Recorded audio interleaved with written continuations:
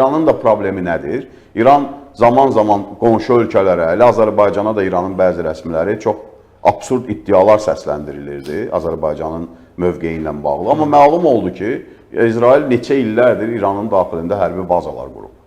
Hərbi dron Hələ bu əməliyyatda əfqanlar dron istehsalı yaradıb. Yəni, nöqtə əməliyyatları İran ərazisində müharibənin ilk 2 günündə o dronlar vasitəsilə həyata keçirdilər. Yəni, İranın o zəifliyinin göstəricisi, hava məkanını tamamilə sıradan, hava hücumundan müdafiə qüvvələrini tamamilə sıradan çıxartdılar. Və bu həm də onu göstərdi ki, beynəlxalq hüququn çökməsi nöqteyi nəzərindən bir daha deyim ki, İranın qurduğu ittifaqlar da işləmədi.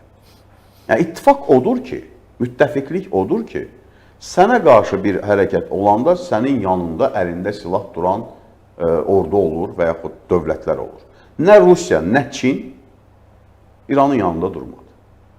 Amma İsrailin yanında Amerika durdu. Yenə deyirəm, haqlıdırlar, haqsızdılar. Bu məsələnin belə deyək də hüquqi yox, emosional tərəfidir də. Yəni, hüquqi də tərəfidir, emosional tərəfini anlayıram. Yəni, haqsızlıq varmı? Var.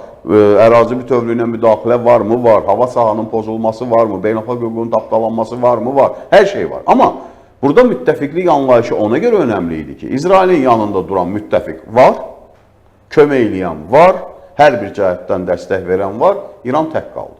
Halbuki İran dəfələrlə biz sizin verilişlərdə də müzakirə edirdik ki, situativ müttəfiqlər işlək olmur.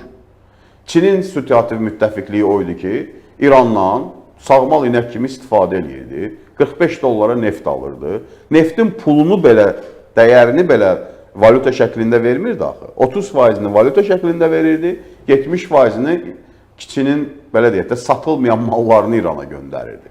Və bunun da hesablayanda və bir qiymət çıxardanda görürdün ki, 30 dollara qədər düşür neftin qiyməti. Çünki dəyərini yüksəldərək satırdı axı məhsulunu neftlə dəyişirdi. Rusiya 18 yanvarda bəhbəhlə İranla müqavilə bağladı. Təhlükəsizlik müqaviləsi, strateji tərəfdaşlıq müqaviləsi. Hanı?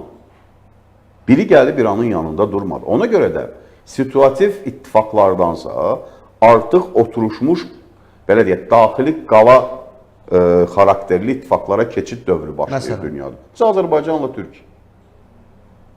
Biz hamımız bilirik ki, Azərbaycana bir əməliyyat olsa Türkiyə, Türkiyə bir hərəkət olsa Azərbaycan yanında duracaq. Bəli, mütləq. Yəni, bu belə ittifaqlar çox nadir görülür dünyada. Şuşa bəyannaməsi Azərbaycan xarici siyasətinin şah əsərlərindən biridir.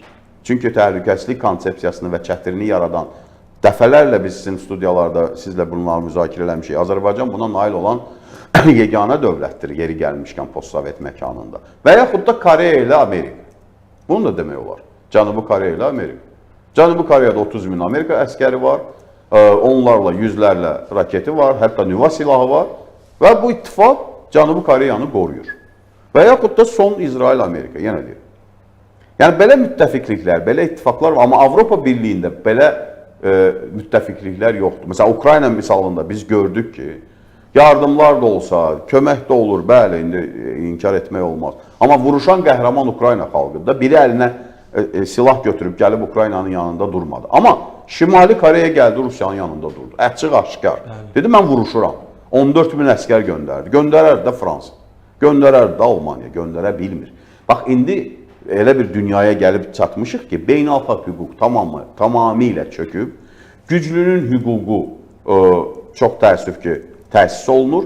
Amma bunun sonunda da, İran əməliyyatı da bunun son ayaqlarından demək olar ki, biridir. Ukraynada da hansısa bir formada atəşkəslə yekunlaşsa yaxın zamanlarda artıq o illərdir danışdığımız masa qurulacaq. Yeni Potsdam, yeni Yalta, yeni, belə deyək də, yeni əməkdaşlıq ittifaqları qurulacaq.